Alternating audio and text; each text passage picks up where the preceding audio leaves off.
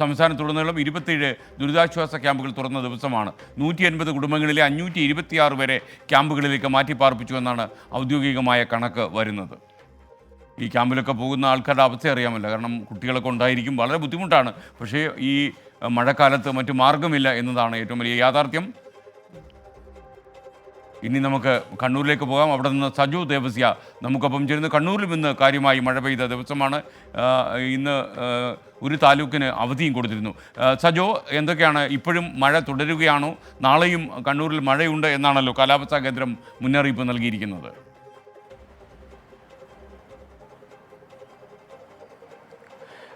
ശക്തമായ മഴ തുടരും എന്നതാണ് കാലാവസ്ഥാ മുന്നറിയിപ്പുള്ളത്. ജില്ലയെ സംബന്ധിച്ച് നഗരമേഖലകളിൽ മഴ അല്പം മാറി നിൽക്കുന്നുണ്ട്. കണ്ണൂർ നഗരത്തിൽ മഴ ഇപ്പോൾ വിട്ടു നിൽക്കുകയാണ്. അതേസമയം ജില്ലയുടെ വിവിധയിടങ്ങളിലായി ശക്തമായ മഴ ലഭിക്കുന്നുണ്ട്. ഇരിട്ടി താലൂക്കിലാണ് ഏറ്റവും ശക്തമായ മഴ ലഭിച്ചത്. ഇന്ന് വിദ്യാഭ്യാസ സ്ഥാപനങ്ങൾക്ക് അവിടെയും അവധിയായിരുന്നു. വിവിധയിടങ്ങളിൽ വയത്തൂർ, ചപ്പാത്ത് പൂർണ്ണമായും വെള്ളത്തിൽ മുങ്ങുന്ന നില വന്നു. പാലപ്പുഴയിൽ പാലം വെള്ളത്തിൽ മുങ്ങി. അവിടങ്ങളിൽ ഗതാഗതം തടസ്സപ്പെട്ടു. അതുകൂടാതെ ഇന്ന് ഏറ്റവും വലിയ ശക്തമായ കാറ്റുണ്ടായിരുന്നു.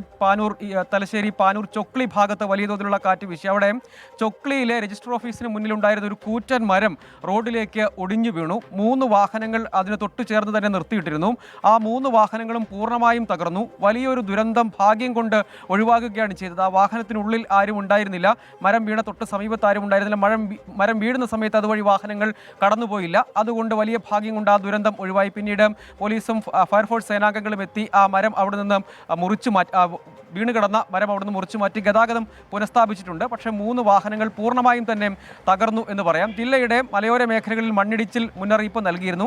ഇന്ന് പക്ഷേ ആശ്വാസകരമായ കാര്യം, വലിയ തോതിലുള്ള മഴക്കെടുതി ജില്ലയിൽ പൊതുവിൽ കഴിഞ്ഞ ദിവസത്തിൽ നിന്നുമായി താരതമ്യപ്പെടുത്തുകയാണെങ്കിൽ മലയോര മേഖലയിൽ വലിയ തോതിലുള്ള മണ്ണിടിച്ചിൽ ഉണ്ടായില്ല. പക്ഷേ ജില്ലാ ഭരണകൂടവും കാലാവസ്ഥാ പ്രവചന കേന്ദ്രവും ഒക്കെ ദുരന്ത നിവാരണ അതോറിറ്റിയും ഒക്കെ പറയുന്നത് കർശനമായ ജാഗ്രത നിർദ്ദേശമാണ്. അതിലേറ്റവും പ്രധാനപ്പെട്ടത് തീരദേശ മേഖലകളിൽ കാലവർഷക്കാറ്റ് ശക്തമാണ്. വലിയ തോതിൽ തിരയുണ്ട്. പക്ഷേ അതിരൂക്ഷമായ കടലാക്രമണമില്ല. അതേസമയം പഴയങ്ങാടി ഉൾപ്പെടുന്ന ചൂട്ടാട് ഉൾപ്പെടുന്ന മേഖലകളിൽ കടലാക്രമണമുണ്ട്. പക്ഷേ അത് വലിയ തോതിൽ ശക്തി പ്രാപിച്ചിട്ടില്ല. പക്ഷേ വരും ദിവസങ്ങളിൽ കൂടുതൽ ശക്തി പ്രാപിക്കാനുള്ള ഒരു സാധ്യതയുണ്ട്. അവിടെ ജാഗ്രത വേണം എന്ന മുന്നറിയിപ്പ് നൽകിയിട്ടുണ്ട്. അപ്പം മലയോര മേഖലയിൽ നിരവധി ടൂറിസം കേന്ദ്രങ്ങളുണ്ട്. കഴിയുമെങ്കിൽ അത്തരമിടങ്ങളിലേക്കുള്ള യാത്ര ഒഴിവാക്കാൻ തന്നെയാണ് ശ്രദ്ധിക്കേണ്ടത്. ജാഗ്രതയുടെ ഭാഗമായി കൂടി മലവെള്ളത്തിനുള്ള വരവിനുള്ള സാധ്യതയുണ്ട്. കാരണം വനമേഖലയിൽ മഴ ശക്തമായി ലഭിക്കുന്നുണ്ട്. അങ്ങനെ വരുമ്പോൾ താഴേക്ക് കൂടുതൽ ശക്തമായി വെള്ളം വരാനുള്ളൊരു സാധ്യത ആണ് ഇപ്പോൾ പ്രവചിക്കുന്നത്. ഒപ്പം ഈ മേഖലകളിൽ മലയോര മേഖലയിൽ കഴിഞ്ഞ ദിവസം ഏതാണ്ട് ജില്ലാ ഭരണകൂടത്തിൻ്റെ തന്നെ കണക്ക് ഇതുവരെ കഴിഞ്ഞ ഒരു മാസത്തെ കണക്കാണ്. ഇതുവരെ ഏതാണ്ട് 40ഓളം വീടുകൾ ഭാഗികമായും തകരുന്ന, മണ്ണിടിച്ചിലിൽ തകരുന്ന, ഏതെങ്കിലും തരത്തിൽ കേടുപാടുകൾ സംഭവിക്കുന്ന സ്ഥിതി ഉണ്ടായിരുന്നു. പക്ഷേ ഇപ്പോൾ ജില്ലയെ സംബന്ധിച്ച് ആശ്വാസകരമായ ഒരു സ്ഥിതിയുണ്ട്. മഴയുടെ ശക്തി കുറഞ്ഞിട്ടുണ്ട്. Okay, thank you. സജു ദേവസിയാണ് കണ്ണൂരിൽ വിവരങ്ങൾ നൽകിയത്. കോട്ടയത്തും ഇപ്പോൾ പലയിടങ്ങളിലും നല്ല മഴ പെയ്യുന്നുവെന്ന് നമ്മുടെ ബ്യൂറോ റിപ്പോർട്ട് ചെയ്യുന്നുണ്ട്. അതുകൂടാതെ പ്രേക്ഷകരും മഴയുടെ കാര്യം പറയുന്നു. മഴയുടെ കൂടെ തന്നെ അറ്റാച്ച്ഡാണ്, അവധിയുണ്ടോ എന്നുള്ള ചോദ്യവും.